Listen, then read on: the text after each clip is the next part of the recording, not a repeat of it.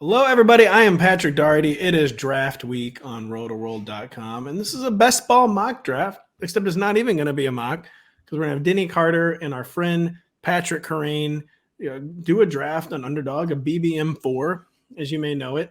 They're going to both be drafting. I was going to draft, decided that'd be like a little too crazy, so I'm just going to be hosting. One reason that Kerrane is our friend and not our coworker is because he won one of these things last year. He took down an Underdog tournament, came into some money, and got very, very, very.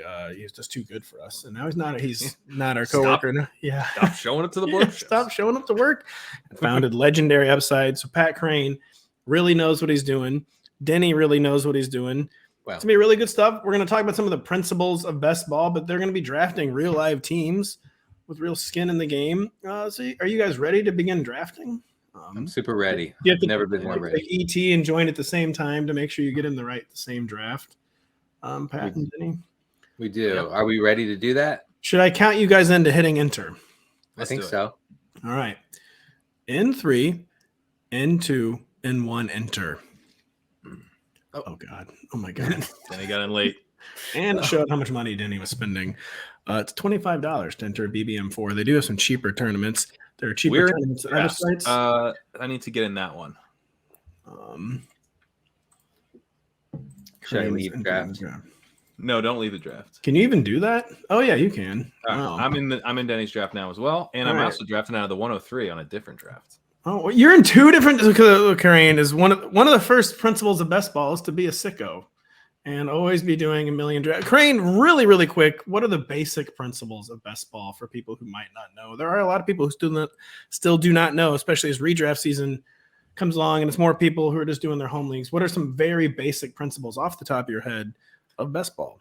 Well, the very basic principles are that this is a standalone league. The draft is the only thing we're going to do for this. We're not going to set our lineups. We're not going to have any waivers. This is it. You got one shot to do something, and this is it.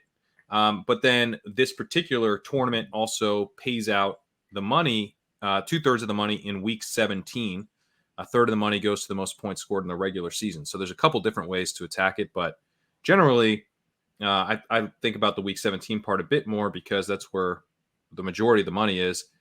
And you're trying to score the most points out of 441 teams in week 17. So you want to think through things like what would a lineup look like that actually scores a ton of points in a single week? And that's where things like stacking come into play. You might want to do a little bit more than in a traditional home league. Another kind of best ball principle would be you got to think about, layering your team with the types of players who are going to score points throughout the season. So if you just were to take a ton of rookies, right, ton of upside swings, guys who are injured, then you're not probably going to score enough points to be one of the top 2 teams that advances to the playoffs after the first 14 weeks of the season. So I think you can do 0 running back. You can do a number of different strategies, but you want to be thinking a little bit more about making sure you have enough points that are going to slot into your lineup each week. Extremely good point. The draft is going. Denny's on the clock, but really quick question, Pat. How important is stacking at a self-contained best ball league? Most of them now are part of these larger fields and larger tournaments. But say you're in a just a self-contained best ball league. Is stacking as important then, or can you have more solo players, or in the parlance of best ball, more naked players?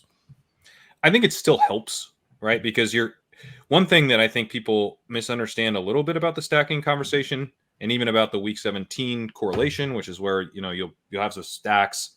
Like if you stack up the Ravens, you might want to have a Dolphin as well because they play each other in week 17. And it'd be really helpful for you if that game is really high scoring and there's points in that game.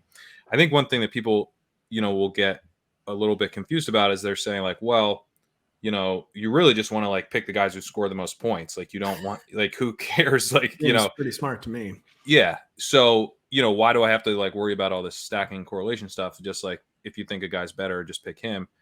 And if you think a guy's really better, then I agree. But the nice thing about stacking, even in a standalone league, is it allows you to get fewer things correct and then benefit when you get one thing right. So, if you take Keenan Allen and then you also take Justin Herbert and Quentin Johnston, and the Chargers are awesome, all of a sudden the Chargers being awesome really helps you. And that's just one bet you made. And I think even in a 12-team league, it can be helpful. But it's not as something I would be going out of my way to do in 12-team leagues as much. Crane is in the 11th spot. Denny was in the 3rd spot. He took Tyreek Hill at 1-3. Denny, why would you take Tyreek Hill at the 1-3? I mean, there's a lot of good reasons to do it. Why did you do it? I mean, just the number of targets that he sees and the efficiency that he has demonstrated, I think, make him a very difficult fade. I tend to get I get a little queasy about Cooper Kupp in that spot just because, you know, he's of an advanced age. He has had the hamstring issue. He's got an injury resume at this point. He has had several concerning injuries. So I took Tyree. Of course, that means, you know, they play the Ravens in week 17. So that means I should be interested in Mark Andrews, in Zay Flowers, and somebody. I'm going to look to do that. Some people may say Cooper Kupp has, quote, had only one good season. That's incorrect. He's had 2 good seasons. But Cooper Kupp is more risky than people may realize. Crane did not hesitate. He took from 111 Steph Diggs. They went up boomeranged back around at 14. He took Davante Adams, taking some boomer wide receivers. Are you, Pat Kerrane? What's the thinking? Yeah, so Davante Adams has been someone that's like a little bit. It makes me a little bit nervous, right? Because like you've got this Raiders team that no one really wants to bet on. No one wants to bet on Jimmy Garoppolo, but everything that I look at in terms of like trying to figure out how good these guys are says Davante Adams is still Davante Adams. Yeah, I mean he was like almost the number 1 overall receiver last year. Like he flirted with that at least. He was not, but he was still Davante Adams last year. I don't think he's finished lower than wide receiver 9 since 2017. It's crazy. So there is something to be said for just sitting in the second round and taking a guy who's like one of the top 3 best receivers in the NFL. So sometimes just normal principles even apply. Being good, it can be a reason to get drafted in best ball, Pat. Is that what you're saying? I actually think normal principles have Ben Gretsch was banging the drum on this. He had a post this morning about how much he's into talent. And I think being into talent is like kind of cool again. Like it's like as long as you just have to be like, yeah, I just want to draft good players. So that's actually starting to be contrarian. He's breaking news where there is a difference between good and bad things in baseball. That's the only edge there is now, right, Crane? Because everybody's drafting basically the same way. They are. Yeah, I think like we kind of won the battle and lost the war on running back because now all the wide receivers are priced up and can't even go zero running back anymore. So priced up. So we've had 4 picks so far from you guys and 4 wide receivers. Denny has this pair. Well, that's true. We are Smith. So you are feeding right into it. Yeah. Denny, why do I feel more comfortable about Devontae Smith than say T. Higgins? Where I like drafting Devontae Smith, I don't like drafting T. Higgins, even though it's very, very similar setup for both. Yeah, I know. I get that, and obviously, you know, you're talking about 2 number 2 receivers, but I think the extent to which they are number 2 receivers differs a little bit. I mean, Devontae Smith was uncomfortably, I think, close to AJ Brown for most of last year. You know, I mean, and I say that as someone who took a lot of AJ Brown, and I would look at Devontae Smith's production and his opportunity after going 2 or 3 rounds after AJ Brown, and I would think, God, well, I messed that one up. I could have just had Smith 2 or 3 rounds later. So yeah, I think that's my thinking there. Kerrane just pulled up his phone and was drafting his other league. Denny, you're back on the clock. When do you guys start thinking about pairing some quarterbacks with these wide receivers that you already have? 3rd round, I believe, is too early, is it not? Well, I'm going to get a little weird here. I would usually go Andrews, but I'm actually going to go Lamar. Ooh, very, very interesting. I'm going to go Lamar because later on, and Kerrane, cover your ears. Later on, I would like to take, you know, one of his non-Andrews pass catchers for that week 17 stack with Tyreek Hill. Yeah, I should have closed my ears with all the week 17 talk. I you know, in my home league, which was not best ball, by the way, it's very quarterback heavy. Like quarterbacks get all the points. It's 2 QB. It's like yardage benchmarks, big play based, blah, blah, blah. I took Justin Herbert over Lamar Jackson. Rushing isn't quite as important in this league, but I've already been haunted by it. And now we got Denny taking Lamar in the 3rd round of a best ball. You took Justin Herbert over Lamar Jackson? I did, Pat. What's the passing scoring? Is it you get 0 points for yards unless you get at least 250 yards in the game as a passer? As a passer. We shouldn't be talking about this league right now in our best ball mock. It's Man, that is such a boomer league. It's quite literally. Is this the one with long scoring as well? It is. Okay. I was like worried you were in a couple of these. No. No. This was the one that was founded, I think, literally 1993 by a bunch of Deloitte accountants. Oh my. But yeah, we won't get into that right now. We're talking about best ball. And by the way, it's real easy to tell when Kerrane is coming up because he's got like this little shield that denotes, I think, that he's a very good best ball player. Yeah. And Pat, what are you thinking here at the third spot after Denny already went quarterback? I'm looking at this guy. Let's say, he goes Cooper. So the guy here at 310 is clearly building out something with the Browns and the Jets. He's got 2 Browns and a Jet. I'm going to go Ramondre Stevenson. I'm building out a little Bills thing. Somehow I'm on the clock in both leagues simultaneously. It always seems to happen. I don't know why they made the app work like that. That if you enter more than one draft, you have to be on the clock. Well, you said first off, most normal people would not be doing 2 drafts at once, but most people are not. Patrick Kerrane, best ball champion. You took Ramondre Stevenson and said you were building out a little Bills thing. I'd have to imagine this somehow means week 17, correct? Yeah, sorry. Yeah, I'm talking about week 17. So I took a Bill and then a Patriot, and they play each other week 17, right? So the Bills are passing. The Patriots are dumping off to Ramondre Stevenson in garbage time. I'm going to go Travis Etienne here. Actually, no. I'm going to go Breece Hall.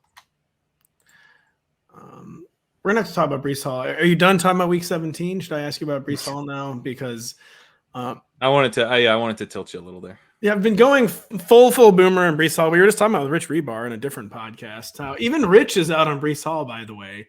Wow. Give people the spiel about why one of the most respected best ball drafters in the entire country remains all in on Breece Hall even after Dalvin Cook was added. Because I understand the negative case very well, but you make the positive case very, very eloquently. What is the positive case to take Breece Hall still? The positive case is that we are looking to, in this tournament, beat over 500,000 people. We're looking to beat it's something like 600,000 plus teams. Current entrance is 527,000, but it's only 77% filled. So it's like 677,376. There you go. That's a lot of people. We're trying to find massive upside outcomes. And Breece Hall was a really good prospect, and then he flashed elite efficiency as both a rusher and a receiver. He's got prototypical NFL size. This is one of the most confusing things to me is that, like, on Twitter and stuff, I'm constantly, like, anytime I say something about Breece Hall, I constantly have someone in the replies being like, don't you know he tore his ACL? Sorry, dude. Better luck in 2024. I'll stop tweeting that at you. I'm sorry. Yeah, it's mostly you. But occasionally someone else will tweet at me too. And it's like there's a lot of confidence about his ACL recovery timeline. But, like, I go look at, like, Edwin Porras from Fantasy Points and see what he has to say about Breece Hall. And he's like, I think he'll be like he's very in on Breece Hall in terms of the recovery. He thinks the market is overreacting to the clean ACL tear. He looks like he's on track for week 1 and to be 100%. I believe my understanding is that he's looking at, like, to be 100% by about week 5. So it's like one of those, I think it's a real opportunity to bet against an overconfident group of people who don't know what they're talking about when I have the experts on my side. So I love that. I love that the general kind of average Joe person is saying ACL tears, sit down, let me tell you about it. And I actually have people who know what they're talking about saying, I think Breece Hall's pretty decent bet as far as the injury recovery stuff goes. I also, before what about the other stuff? Before Dalvin Cook signed, he fell off in, like, every metric and is an older running back and then got cut by the team that he was a franchise running back for and took a while to sign. I'm not worried about Dalvin Cook from a season-long perspective. I am worried about how he impacts Breece Hall early in the season. And I think he will impact him in a meaningful way. At this point, I'm now thinking about Breece Hall as a post-Jets Week 7 bye type of play. And you're hoping that he's really carrying you down the stretch. So when I build with Breece Hall, one of the reasons I was like, you know what, I'm going to go Breece Hall is because I got Ramondre Stevenson I already have another running back who I can lean on to put points into my lineup. I'm looking for a guy who down the stretch is absolutely crushing for me. And when you're thinking about how do I win against 600 something thousand people, it's not just that you have to win this 441 person final in week 17. You have to advance. You have to be first out of 16 teams in week 15. That is a difficult thing to do. First out of 16. And then in week 16, first out of 16 again. Your odds of getting a single team to the final, if you max enter this tournament with 150 teams, it's like one out of every 10 years you would advance like a team. So you're pulling all the levers available to you for huge late season upside. And Breece Hall is one of the most obvious levers that we've had in a long time. So I'm going to pull that lever. I'm okay if it ends up biting me. It's just we're trying to do something I think that is a lot more difficult than people realize when they play this tournament. Very, very, very good breakdown of it. And just of both Breece Hall and just the kind of things you have to do to actually compete in such a large field tournament.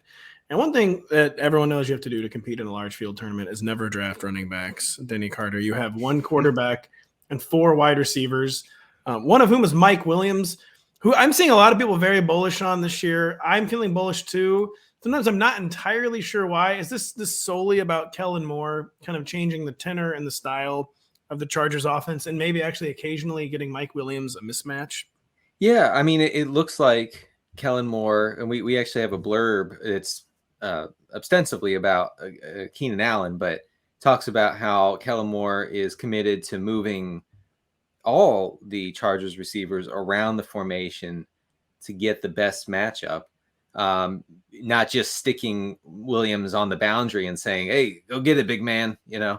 And I do like that for his play style. I mean, the injuries freak me out, but honestly, as my wide receiver 3, I feel pretty good about Mike Williams. And I think if you're bullish on the Chargers passing offense this year, I mean, you necessarily have to be in on Mike Williams, probably on Quentin Johnston, even though we had a report just today that what's his face from last year, Palmer is playing in wide receiver three receiver sets for LA, which is not the best. Not the best at all. Very confusing situation. Pat Kerrane, another really confusing one, is the Jaguars receiver core. People are all in on Calvin Ridley, even though he's not played in 2 years. You just took Christian Kirk as your third wide receiver. Is that saying anything about Calvin Ridley, or is it more just saying you have belief, you have faith in the Jaguars offense? It's just a bet on the Jaguars offense. I don't even love betting on Christian Kirk very much, but I like him better when he falls to this later part of the 5th round. That's where I think, he becomes a little bit more palatable. But he's not a player that I'm really targeting in a big way this year, to be honest. Okay, interesting. So, wow, what is your exposure to? And let's just talk about exposure in general. If you're like really competing in these, you need exposure to every player, and you're going to be much heavier on certain players than other players. But do you try to have like a little bit of everyone, or do you like have a pot of players that you basically are more or less settled on? And are there some people you literally never draft? I tend to put people into a little bit, like kind of categories in my mind. Like I don't literally like have people tiered out like this, but there's sort of archetypes, I guess, of like, there's guys that are just like clear targets for me that I want to be like very heavily overweight on. And then, there's players that I like, but I'm not going to be like changing up what I do to get them. Like, there's certain players where I'm going, man, I want to take like so much Breece Hall in the late 4th that I'll actually like break ties against running backs in the first couple rounds, or whatever like that. But then there's other players I'm just happy to kind of scoop. There's players that I really only want to take at a discount, which Christian Kirk would kind of fit into that. Like I'll take him at a little bit of an ADP discount to make sure I'm not completely out. Like Mike Leone from Establish the Run is super bullish on Christian Kirk. And, he's very sharp. So I'm like, I don't want to be like completely out on this guy, even though I don't share the bull case so much. Then there would be guys that I'm like only going to take if they're correlated. So like, I don't like Evan Ingram very much this year. If I'm making bets on the Jaguars, I'd rather just do it like through Kirk or through Ridley if I can get a little bit of a discount on him. Or through ETN is probably my favorite way to play the Jags. But the Everett Ingram one, I will take him, but I need Lawrence. I need to be making that bet. And then there's other guys that I just like straight up won't take, like almost no matter what. Najee Harris is kind of in that bucket. Maybe in the late fifth, I would take Harris. I think in the late fifth, I would take him. You have 0% Najee Harris exposure. It's low. It's pretty low. Denny has 100% Javonte Williams exposure in this draft. He did take a running back while Pat was talking about Christian Kirk. Denny's also on the clock right now. He's panicking a little bit.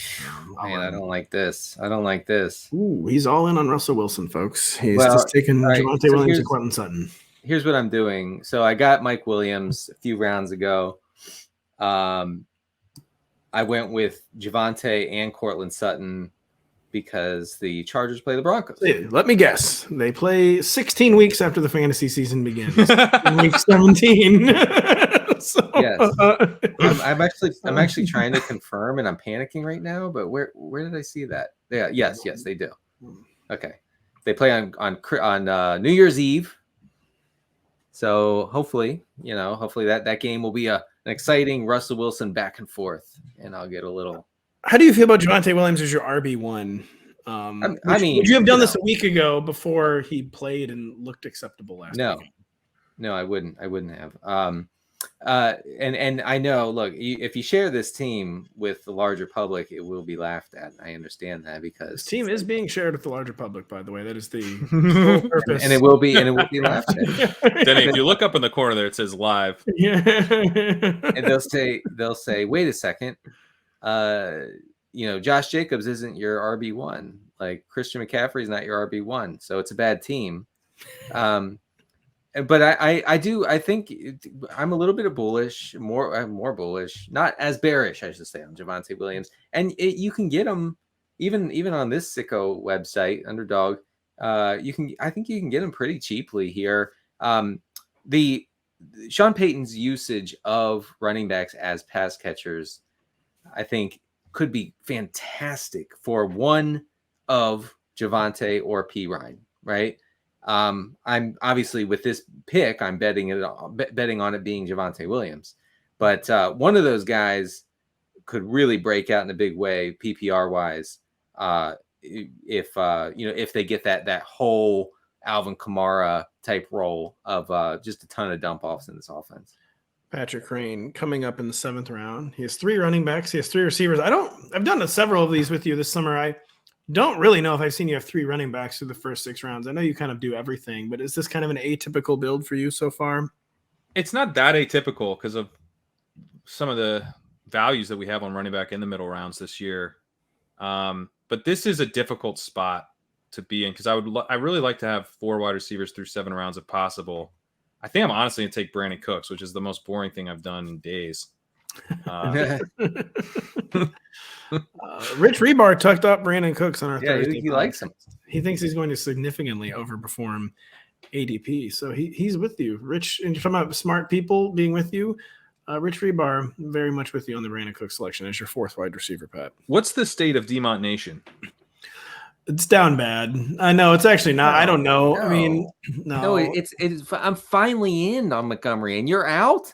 I'm not out, but it's a situation that I have the luxury of. I'm only managing. I still think through a managed league prism, which a lot of our users probably do. And when you're only managing, should I take him or not? Denny. Huh? What? Am I out? It's too late. I took him. I just assumed you wanted me to take him. You're supposed to decide if Pat needed to take David Montgomery. I can't tell him what to take. In a managed league prism, he's in the draft, dude. I think you can kind of just avoid certain situations. And I've just decided, unless someone's like a screaming value, I'm just not going to deal with Gibbs and David Montgomery because I don't know if the roles are really going to transfer 1-to-1. Like this is the Jamal Williams role is still the exact same. This is the DeAndre Swift role that is still the exact same. And if someone's going to pay a price for like the roles changing, I do think it will be David Montgomery. And the old Jamal Williams role. And David Montgomery is going to be out there a lot. But I wouldn't be shocked at all if Jahmyr Gibbs, the number 12 overall pick of the draft, maybe actually gets a shot at the goal line. And they're not so rigid that it's just like, this is how we did it last year. We're deploying these running backs the exact same way we did last year. But in a best ball, you can't just – you have to – every situation has to be in play. So you can't just like X out certain like complicated situations from your thinking. And so that's why people like Pat Kerrane sometimes take David Montgomery. Well, what I was thinking – so like I said, right, with Breece Hall – it's like, okay, Pat, you just said you are taking this guy a lot, and yet you don't think he's going to do much for you for 7 weeks of the season, and you have to advance through the first 14 weeks. That seems potentially problematic. Who did I say? Oh, you. You're talking about yourself. Okay, no, I'm talking about myself. Yeah. Sorry. Yeah, the people are like, hey, Kerrane. So, but the thing about one reason that I I'm doing this and I feel pretty good about these teams' chances of advancing because you're getting like this room has Ramondre Stevenson, J.K. Dobbins, and David Montgomery. I think I'm going to have some early season running back production on this team. And then what did I pay? J.K. Dobbins was a 6th round pick. David Montgomery was my 8th round pick. That wasn't like that much to pay for the early season production. And obviously Montgomery's not like super talented. But he's not a total bum. And I think Dobbins is very talented. So, and I think the hold-in situation is really like he should be an early 5th round pick. I think I don't understand why he hasn't jumped back up. And you're also getting too. I mean, it's not like those guys. You could have a week in week 12 where David Montgomery scores 2 touchdowns and he's in your lineup. My life is ruined. Right? Why is your life ruined? What happened? Tell the viewers. They took Antonio Gibson like right before me. I have no idea. Brian Robinson, I guess, folks. God bless. Denny through 7 rounds. Tell us your team. Tell us what you're thinking. It's all blown up now. It's all blown up. That's a shame. That's a real shame. Come on. I can't believe for what Antonio Gibson has done in the league so far.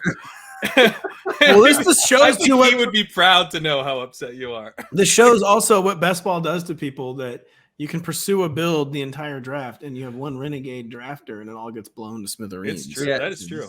So I'm pursuing a Washington stack situation with McLaurin, with Gibson, and with Howell. Couldn't help but know Sam Howell's been in your queue for several rounds. I didn't want to forget. Okay. I mean, what am I going to take him in the 5th? You're going to get autoed him in the 6th. I know that triggers you. I know. It does. Well, all right. So now I feel compelled to stack with Lamar because I only have one shot left here. Well, I have to either go with Bateman or OBJ to stack with Lamar for that Week 17 Dolphins-Ravens 41-40 shootout. And I'm going to go with Odell. Kerrane is Denny's thinking clear here. It's the boomer pick, but I'm going to Odell. I can't decide if he's a boomer pick or like the ultimate zoomer pick. Like we're so through the looking glass of that Odell that he's almost become a hipster pick since so many people are out. Really? I think the zoomers don't even remember when he was good. No, they were in grade school. They weren't alive. I hate to be the bearer of bad news here, but first Denny lost the quaff, and then he took Odell Beckham over Rashad Bateman. He is a boomer now. It's official. Yeah, Denny, the hair remains controversial, by the way. What can you do? I've been liking it, by the way. I like the new hair too. I like the old hair. I like however you decide to do the hair. Oh, thank you. But someone talk new product. Go ahead. Interesting. Someone talk us through their team so far. Pat Kerrane, tell us your entire team and just take us through like the thinking writ large.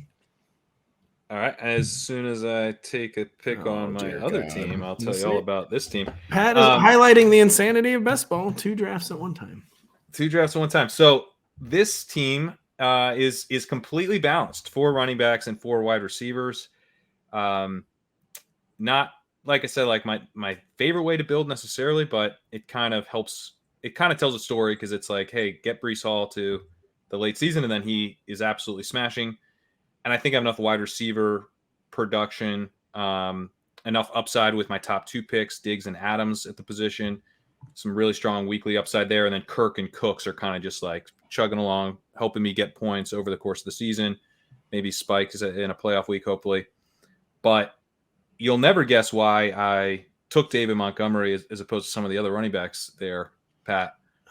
It's because I had taken Cooks, and he correlates with the Cowboys. I'm sure it has some truly sickening Week 17 logic behind it, and it does. I now know it is possible to quote stack David Montgomery and Brandon Cooks,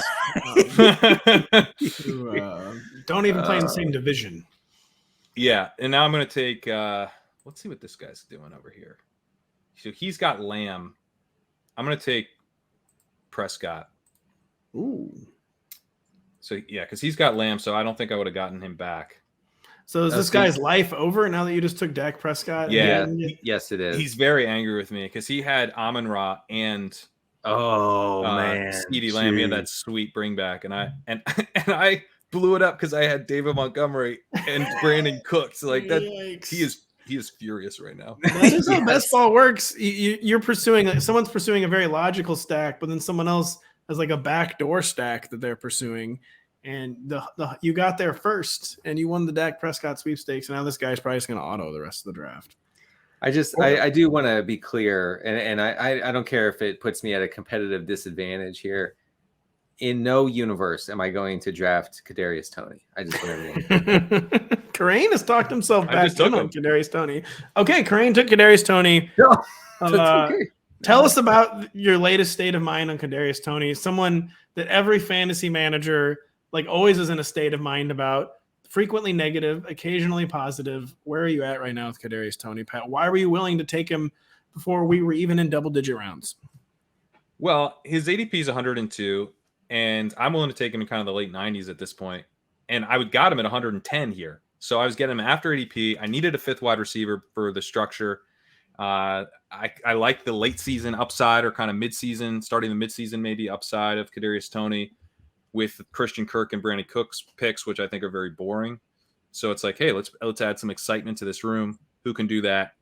He can do, you can't count on him for much. You can't count on him for much. I was wondering where you were going to go with that. Yeah, you can count on him to add some excitement to a fantasy football room. Okay, you can count on that. Kadarius Toney, he's going to be on the team all year, and that team will be the Kansas City Chiefs. And he does move almost unlike any human on planet Earth. It could be fun. That's part of his problem, though, I think. Oh, it's definitely part of the problem. Yeah. By the way, part of your bull case for Kadarius Toney is that he's going to be on a team all year. Yeah, come on. No, it is. It is. He's going right next to Rashad Penny right now. Is Rashad Penny making the Eagles for sure?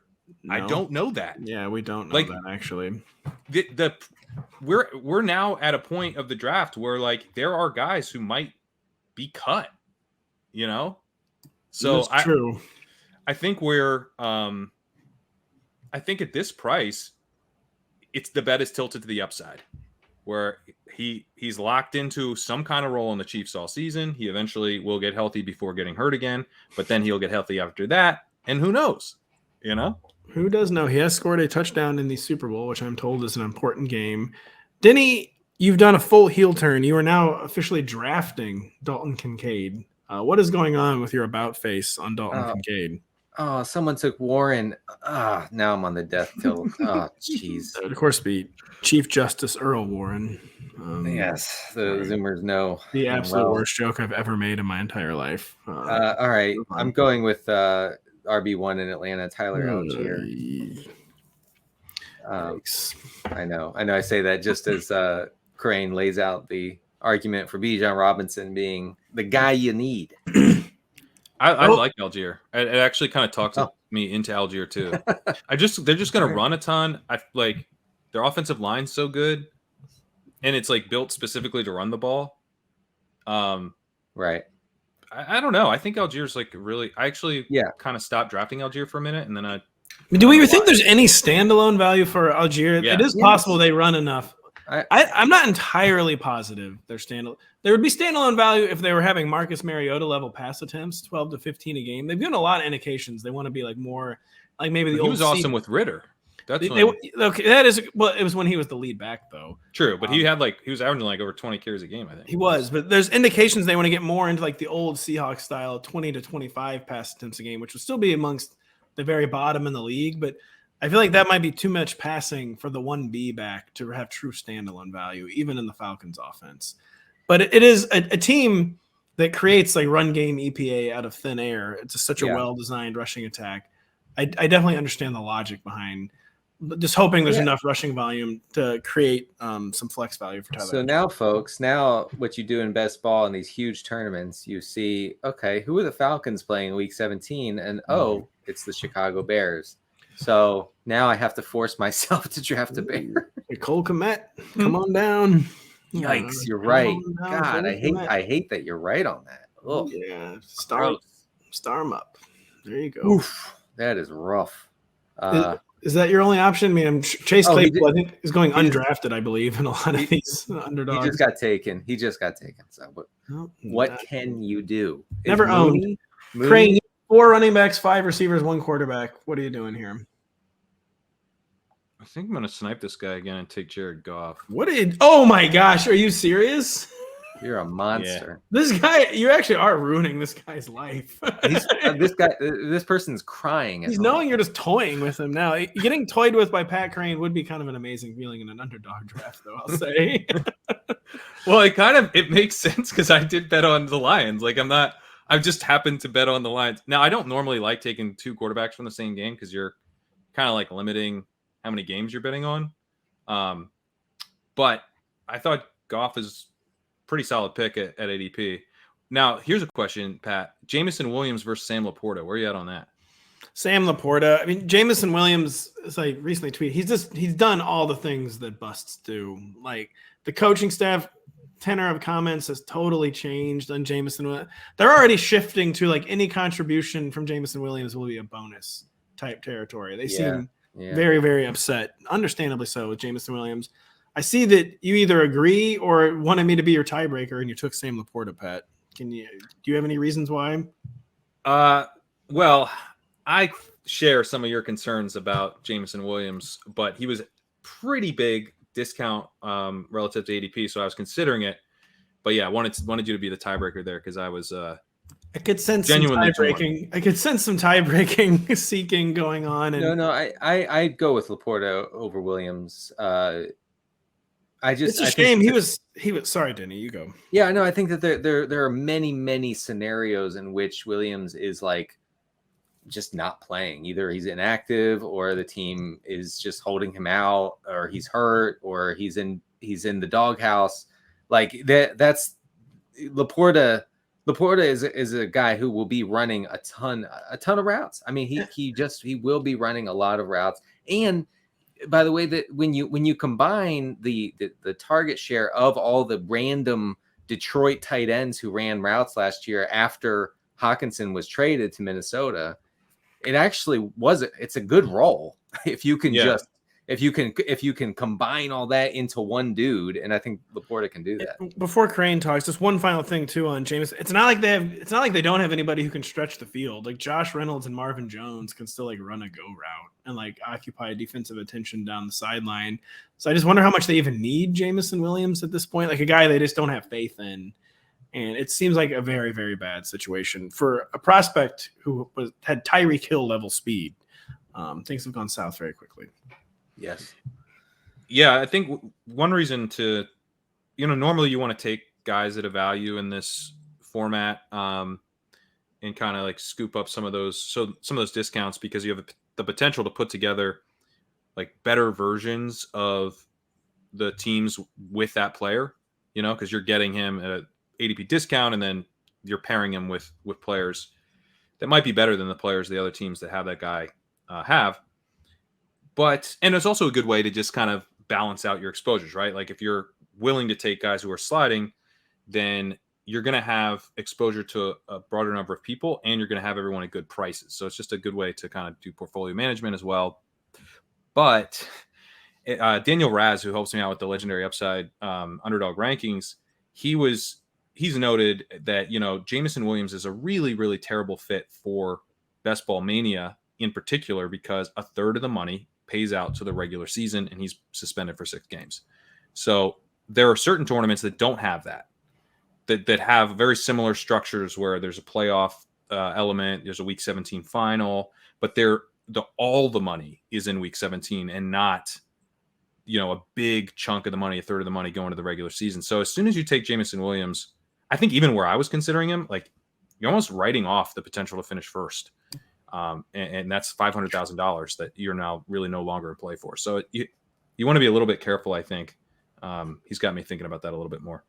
Well, I was auto drafted. I stopped paying attention for But it was someone you had in your queue for quite a while. Was it Sam Howell? It was. I could have waited another round or two on him, but oh well. Never So I completed the Hal Robinson McLaurin stack. And by the way, you got to do it when you can. I have to say that the McLaurin toe thing is very concerning. Adam Schefter reported just a few minutes ago that he's now questionable for week 1. And honestly, these toe injuries, they never go away, right? I mean, no one is ever over a toe injury. Remember Darren McFadden? If I could have had this to do over, I would have stacked Hal with Dotson, who is we talked about this with Rich Rebar just a few minutes ago. Dotson is a fantastic contingency receiver. Like if McLaurin misses serious time, Dotson is probably a top 20 receiver in fantasy. Dotson came on very strong at the end of last season. And of course, real life first round draft capital. Pat, you mentioned something. So Underdog, I know, it was a little controversial when they didn't want all the focus to be on the week 17 and all their tournaments. So they did kind of re-add some of an emphasis to the regular season. Does that incentivize to go with what Gretsch does and just draft actually good players? How much are you paying attention to that? So I think you can kind of, in my opinion, you can kind of like be more strategic if you're trying to take down the week 17 thing, partly because it does still kind of tilt everyone, which is like a sign. If it's tilting a lot of people, they're not doing it. So that, you're kind of like, if there's a thing that adds value to your team and like kind of just like makes everyone mad, then you should probably do it. It really is good logic. This is why zero running back was so effective for so long, because like they just like made people mad. They didn't want to think about it. They really hated it. Yeah. People would take like 7 running backs in a row because all the running back ADP was blown to smithereens because people were taking receivers. And they'd be, oh, what the heck? What the heck's going on here? Like, you took all the receivers. You didn't leave any for me. I'm like, yeah. Right. Yeah, like we're cooperating. They were indeed triggered much. You could have just taken 1 or 2. It's not a big deal. Could have done that. Daily Rojo on the clock. Take us through your state of mind. Jake Ferguson. Where you at? And what is your total overall build in terms of like what positions you've got right now? I know you have 2 quarterbacks facing each other, of course, in week 17, which you said isn't normally what you like. But what about beyond that?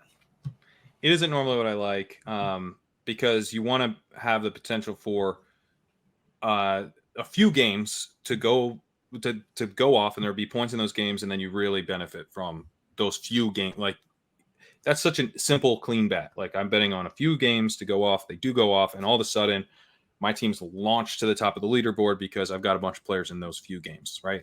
It's nice and clean. And if you take 2 quarterbacks from the same game, you're betting really on one game, and that one game is not going to have enough points in it to where you're gonna be able to benefit enough from it. So I think it's sort of helpful to spread out your bets a little bit, right? You're trying to finish first out of 441. But I am kind of doing that with Christian Kirk and Jonathan Mingo. I've got them as a little mini correlation. Oh my gosh. I've got Stephon Diggs and Ramondre Stevenson as another little mini correlation that I built out. So there's like some other stuff going on with other games. But my main bet is on these 2 offenses now, the Lions and the Cowboys. I've reached a little bit to stack the tight ends with the quarterback, Sam Laporta and Jake Ferguson. Independently, I think those are both really interesting breakout tight end bets, so I'm okay to reach on those guys. I'm especially okay to reach on Ferguson, given that I kind of like made the bet. Like, there's a lot of points in week 17 in the Lions and Cowboys in the universe that I'm living in right now. There's a lot of points in that game. So, who could score some points in that game? a tight end who's going to be involved a lot on play action around the goal line. He catches a couple of those touchdowns maybe. I know there's touchdowns in that game. Otherwise, this team's dead anyway for the top prize. So that's kind of how I'm thinking about it. So actually, that as long as we're talking about like the thinking behind best ball, and this applies to DFS, especially like tournament team building. Build the team as if you're correct. As if you have identified a game that will go back and forth, that will have a lot of points. And if you're right, then you're really right. And it's awesome. Okay. Like you get all the points all the time. And if you're wrong, if the game just completely tanks points wise, then you were dead anyway. Like it's not, you have to kind of accept that.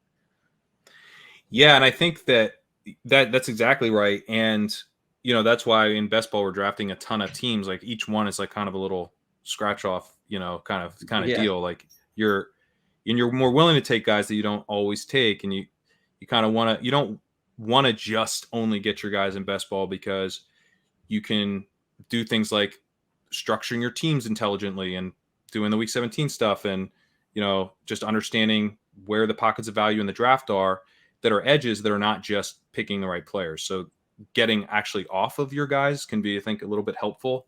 Like I had Tyquan Thornton on my team last year. It was the only time that I drafted him.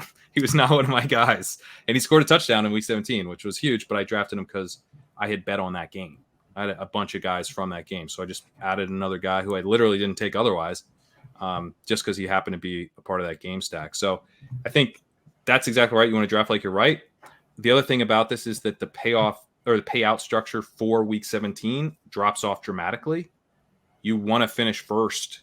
If not, you want to finish second. You don't even 11th pays out a fraction of what the top prizes pay out. So you really do want to be shooting for these upside outcomes, like the Cowboys and the Lions in a dome. There's a ton of points. I'm getting those points, that kind of thing.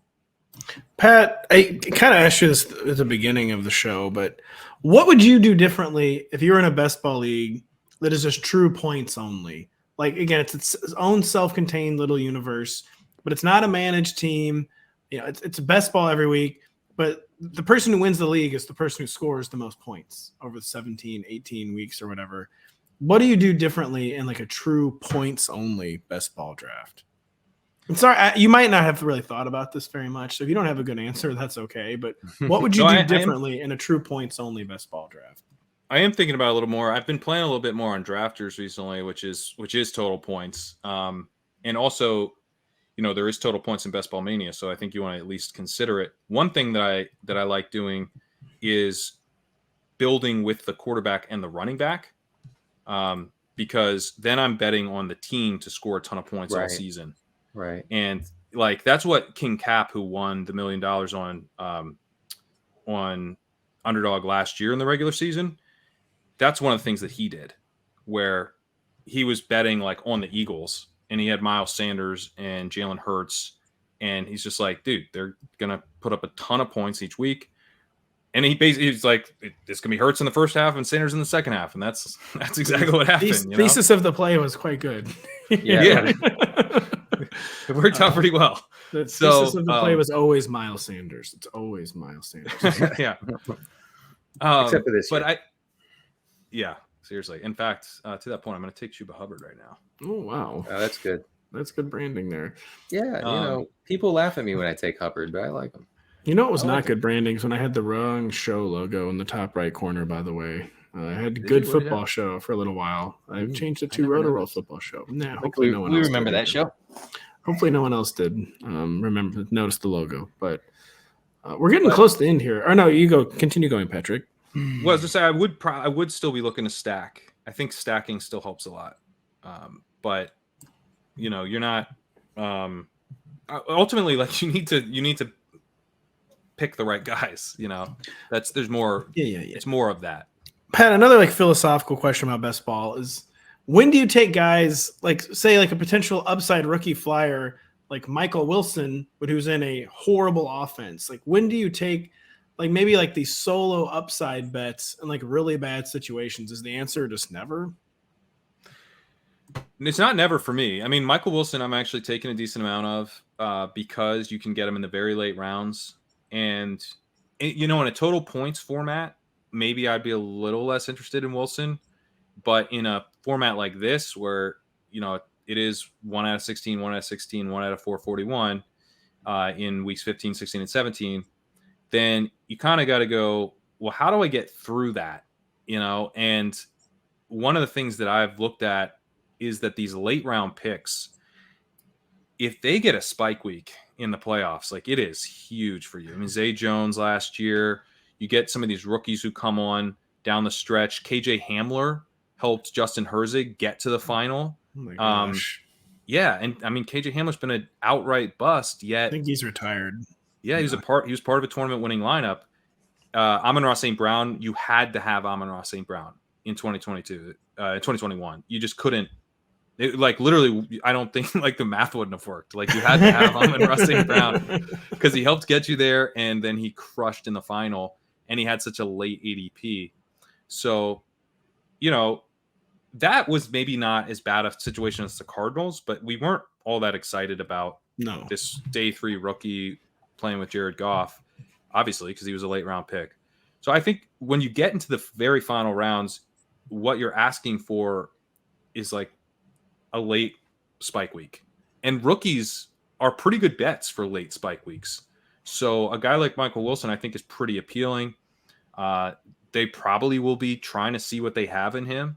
I mean, I listened to the show you guys did on the Cardinals, and it sounded like they might be sort of wondering if they can have Michael Wilson as a starter alongside like someone legit, next year, like it could be, maybe Marvin Harrison or something if they get an early enough pick. But I think these NFL teams, they want to see what they have in these guys they drafted with day 2 capital, like they did with Wilson. And they're going to probably check him out the most down the stretch, even though it sounds like he's going to start right away. So yeah, I think as long as if he was a 13th round pick, no, gross. He's on the Cardinals. I'm not doing that, because at that point I think you're asking for like consistent production over the course of the year. But when you take Michael Wilson in the 16th, 17th, 18th round, if he has a couple spike weeks all season, you're actually pretty happy. It's really good to hear. Fascinating to hear. So guys, I am all in on this Dolphins-Ravens game in week 17. I have Lamar. I have Jeff Wilson. I have Tyreek Hill. I have Odell. And I have now Isaiah Likely. Wow. You are all in. I am in. So you have a situation where with Jeff Wilson where you need them not to acquire someone. Yeah. And a situation with Isaiah Likely where you need someone to really get hurt, basically. Yeah. I mean, not necessarily Mark Andrews, but someone. Yeah. The likelihood is that Likely is not going to work out in that stack. But man, can you imagine if Andrews is out? Oh my goodness. Or even if just like Rashad Bateman's hurt again or Odell Beckham's hurt again, they could be using way more 2 tight end sets. And we're going to find out if the tight end targets thing was a Greg Roman thing or a Lamar Jackson thing. It's going to be very interesting this year. We did have a blurb today that Ravens beat writer said that Mark Andrews will remain the unquestioned focal point of the passing attack. So that's good. That was good confirmation. The sun god of the Ravens offense. Pat, look like you've had several thoughts. Is that just on you on the clock in your other draft? No. The other draft is over now, fortunately. Where are you at on this Michael Mayer stuff? He's like playing behind Austin Hooper. Is that a problem? I feel like it's not very uncommon for even like a very highly drafted rookie tight end to like whatever. He hasn't like passed all the tests in training camp. We'll start Austin Hooper in week 1. Well, Michael Mayer will have to be maybe more of like a package player, but we'll still get him out there. And it might just be he hasn't jumped through like all the coaching staff hoops yet. And it wouldn't be the first time a rookie tight end. I don't care about as much because you kind of assume a higher degree of difficulty. And I think he could probably still easily like make the leap in like week 3 or 4, and that he just might need a little more time to get up to game speed, basically. But it's not great either. It's not the best thing you could ever hear. I am gonna take him, but I let the other guys at the 12 see if he wanted him. I didn't think he would take a tight end because he had Kittle and Schultz, so I thought I was safe to grab Josh Downs, who I really wanted to grab. It could be a good thing. Maybe it just means he's going to avoid dirty work snaps, and he's only going to get put on the field in like more advantageous spots, like like pass first spots or spots where he doesn't have to block. So it might not even be a bad thing. I just thought he was such a good prospect. Might be coping a little bit, but copium. Get the copium ready, folks. NBC is buying more. I'd be a little more concerned, like if you're a wide receiver, like a top 40 wide receiver, like having some like really bum like veteran like ahead of him in the depth chart. That would make me more nervous. But at tight end, it just might be an acknowledgement. This is a really complex position, and he just doesn't have all the finer details down ahead of week 1. Crane, can I ask, if you draft a top quarterback, say like for me, Lamar Jackson, are you more apt to only take 2 quarterbacks in that sort of build, or are you more comfortable with 3?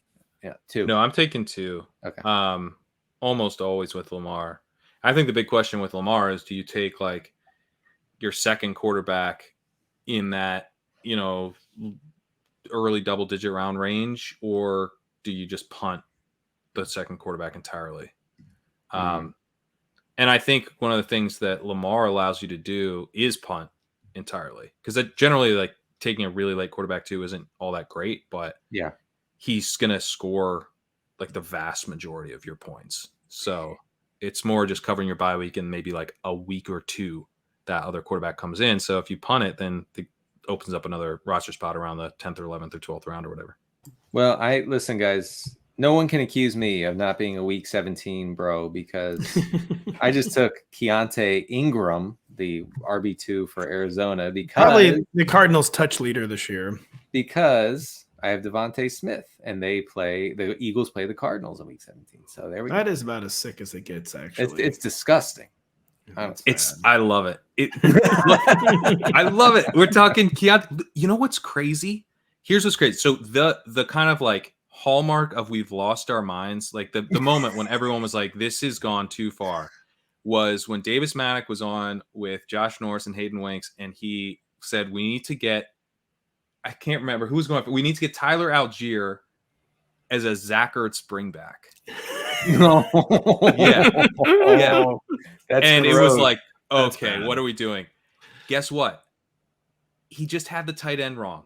It was Trey McBride. Oh my God. Tyler Algier and the Cardinals tight end both crushed week 17.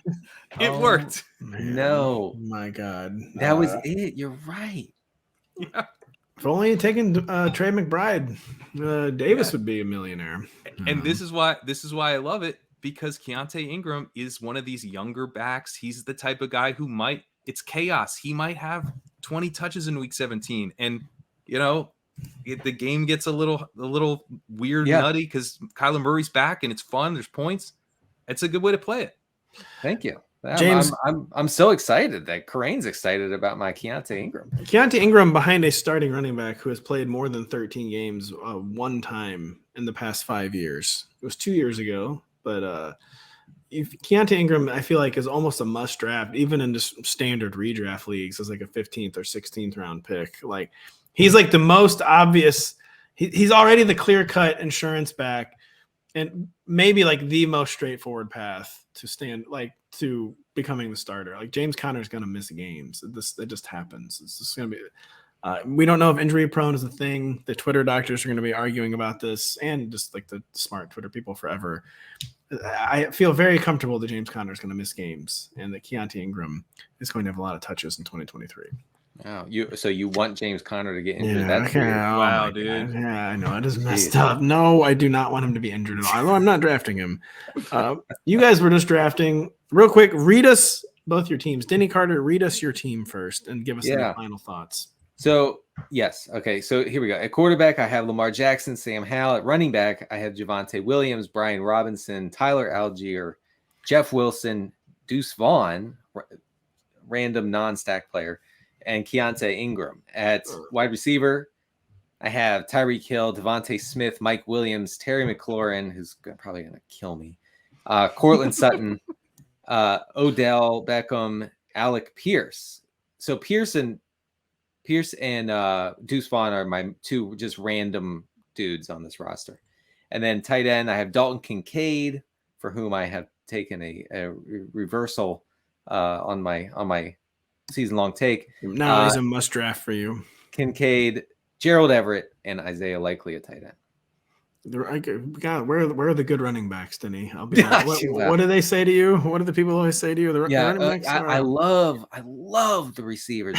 Very strong at receivers. If only you could have also drafted all the good running backs. You could have done that. Now pull up Patrick Kerrane's team, who is considerably more testosterone laden than yours. He went with a lot of early running backs. Over here on this right tab, Denny. There you go. Kerrane, read us your team here, though. All right, I've got Dak Prescott and Jared Goff at quarterback, Ramondre Stevenson, Breece Hall, J.K. Dobbins, David Montgomery, and Chuba Hubbard at running back, Stephon Diggs, Devontae Adams, Christian Kirk, Brandon Cooks, Kadarius Toney, Jonathan Mingo, Devontae Parker, and Josh Downs at receiver, and then Sam Laporta, Jake Ferguson, and Michael Mayer at tight end. I've built out stacks. I was going to say I built out stacks on the Lions Cowboys. I built out a stack on the Raiders Colts. I built out a little stack on the Jaguars and the Panthers. And I built out a little stack on the Bills and the Patriots. Your tight ends, I think, have like 2 career receptions total. Could be a bit of a problem. But, I do like the team besides that. I really like the stat. I like stacking Ferguson with Dak. Like even if I get Dak on a team, even if I don't have CeeDee Lamb, you could still easily get Cooks without reaching. You can get Ferguson really late. Those are 2 guys who I think could have, like, obviously with Cooks, but could have prominent roles in the offense. Kerrane, is this the team that's winning the $2 million, or is that possibility foreclosed with only 1 game exposure with your quarterbacks? It's foreclosed because it's $3 million now. Oh my gosh. I did not know that. I had forgotten that fact. So is this the $3 million winner, Pat Kerrane? I don't think it's foreclosed with the single bet that I made with the quarterback part of it, because I did make other bets on other games. So like I need a huge game from Dak because some of these other games like the Bills and the Patriots, like if Stephon Diggs has a huge game, Josh Allen's probably having a huge game. But the thing about, Josh Allen's super expensive. So, I have Ramondre Stevenson and it was my 3rd round pick where someone else has Josh Allen as theirs. If Stevenson has a big game as part of that, then all of a sudden it becomes, well, you'd rather have Stevenson actually, because you got more running back spots to fill. You got a flex to fill. Can you just kind of stay close to the quarterback who's having a good game? And I have 2 guys that do actually have a pretty decent weekly ceiling in Prescott and Goff. And so, whoever scores the highest amount of points in that shootout will be my quarterback. And then I did actually make some other bets that, can come to fruition where there's big shootouts and elsewhere around the league. And those points hit my lineup at the same time. Well, a lot of really good stuff. 2 good teams. Denny was feeling a little tilted about his team, but I liked your team, Denny. And it's a lot of really good philosophical talk about best ball, which I think a lot of people, that's what they're going to want to take away from this. And you guys both really got at it. Really intriguing format, just a different way to play. It's not for everybody. A lot of people just want to be managed league bros. Me too. I mean, I ended up doing way more best ball this year than I have in years past, but this is a fascinating, totally different format that requires an entirely different line of thinking. Denny and Pat, you really walked people through that. Thank you so much for joining us. Thank you for taking part in draft week here at Rotoworld. Check out Pat Kerrane, of course, at Legendary Upside. And seemingly podcasting like 24 hours a day at this point. You're on podcasts a lot. I am on a lot of pods these days. I did find time to write my legendary running back scenarios article. Oh, yes. A must read every year. It's a lot of fun to write. I travel into the future and describe in great detail what I saw there for the legendary scenarios for each of the running backs going in the first 2 rounds. And then I also travel to an alternate future and see what a season where they stay healthy and they're pretty productive, but they just don't do enough. They're last year's Najee Harris, or last year's Dalvin Cook, where, you're getting points, but you're getting beaten by the wide receivers you could have taken instead, and it really hurts your team. And what that scenario actually looks like. Go through all the 7 running backs in detail in that article. is completely free. So go check it out on legendaryupside.com. That article is truly a must read every year. So, Denny, thank you. Patrick Kerrane, thank you so much for joining us. We hope you've enjoyed watching this. I'm Pat Daugherty. We will catch you later.